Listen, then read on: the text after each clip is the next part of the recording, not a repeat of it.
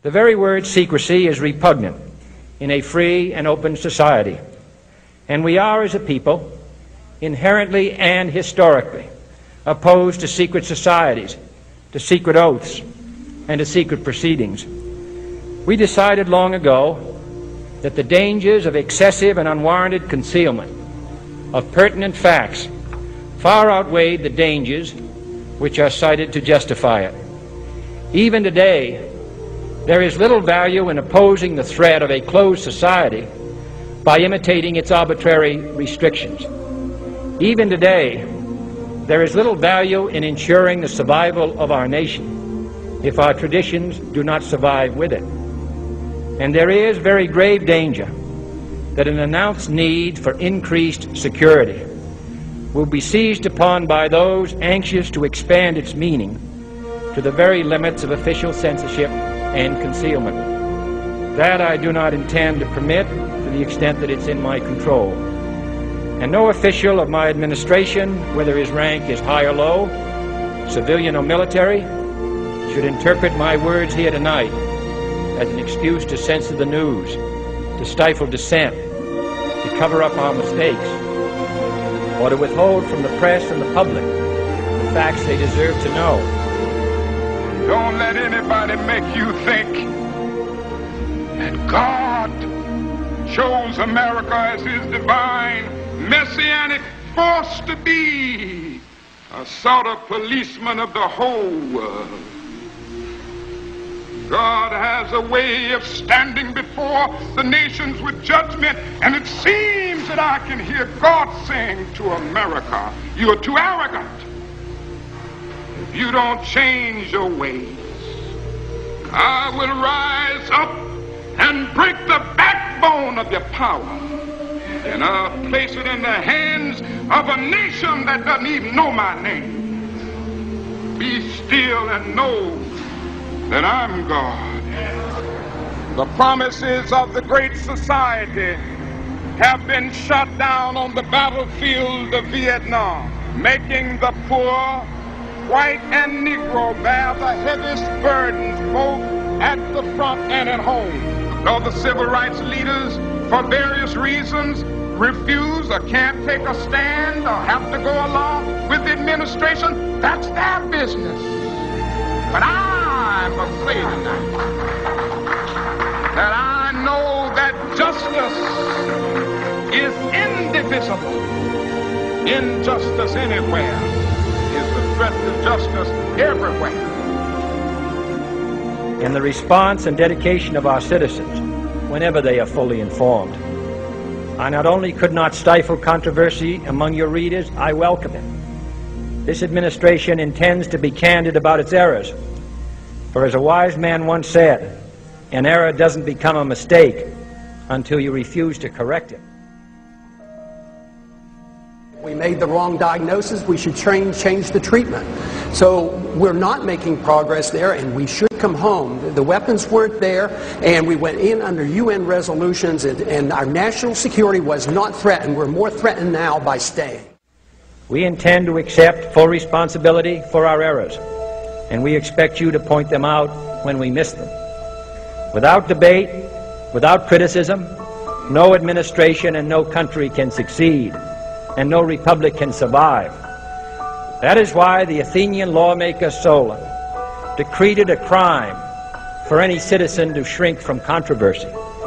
And that is why our press was protected by the First Amendment, the only business in America specifically protected by the Constitution, not primarily to amuse and entertain, not to emphasize the trivial and the sentimental, not to simply give the public what it wants, but to inform, to arouse, to reflect, to state our dangers and our opportunities, to indicate our crises and our choices, to lead, mold, educate, and sometimes even anger public opinion.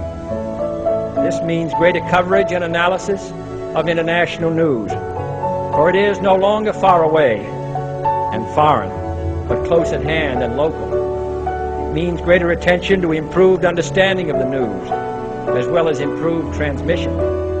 And it means, finally, that government at all levels must meet its obligation to provide you with the fullest possible information outside the narrowest limits of national security. And so it is to the printing press, to the recorder of man's deeds, the keeper of his conscience, the courier of his news, that we look for strength and assistance, confident that with your help, man will be what he was born to be, free and independent, free and independent, free and independent, free and independent. I'm Ron Paul. I'm a congressman from Texas, serving in my 10th term. I am the champion of the Constitution.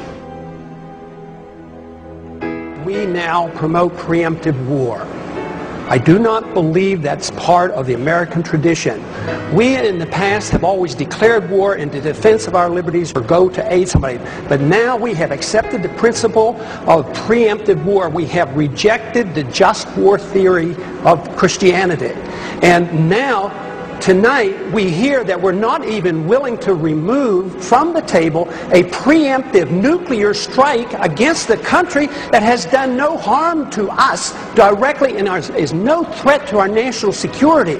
I mean, we have to come to our senses about this issue of war and preemption and go back to traditions and our Constitution and defend our liberties and defend our rights, but not to think that we can change the world by force of arms and to start war. The people who say there will be a bloodbath are the ones who said it would be a cakewalk, it would be a slam dunk, and that it would be paid for by oil. Why believe them? They've been wrong on everything they've said. So why not ask the people? Why not ask the people who advise not to go into the region and into the war? The war has not gone well one bit. Yes, I would leave completely. Why leave the troops in the region? It was the fact that we had troops in Saudi Arabia was one of the three reasons given for the attack on 9/11. So why leave them in the region? They don't want our troops on the Arabian Peninsula. We have no need for our national security to have troops on the Arabian Peninsula. And going into Iraq and Afghanistan and threatening Iran is the worst thing we can do for our national security. I am less safe. The American people are less safe for this. It's the policy that is wrong. Tactical movements and shifting troops around and taking in 30 more and reducing by 5, totally irrelevant. We need a new foreign policy that said we ought to mind our own business, bring our troops home, defend this country, defend our borders.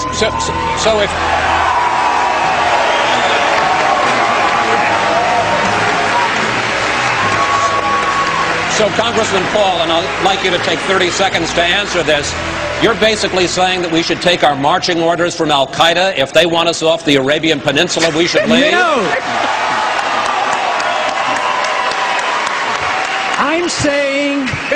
I'm saying we should take our marching orders from our Constitution. We should not go to war. We should not go to war without a declaration. We should not go to war when it's an aggressive war. This is an aggressive invasion. We've committed the invasion of this war, and it's illegal under international law.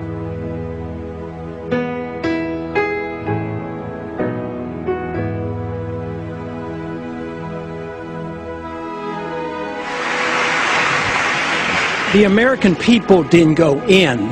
A few people advising this administration, a small number of people called the neoconservatives, hijacked our foreign policy. They're responsible, not the American people.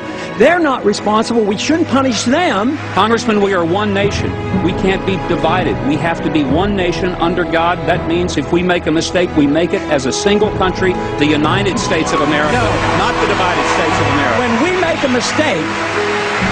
we make a mistake, it is the obligation of the people through their representatives to correct the mistake, not to continue the mistake.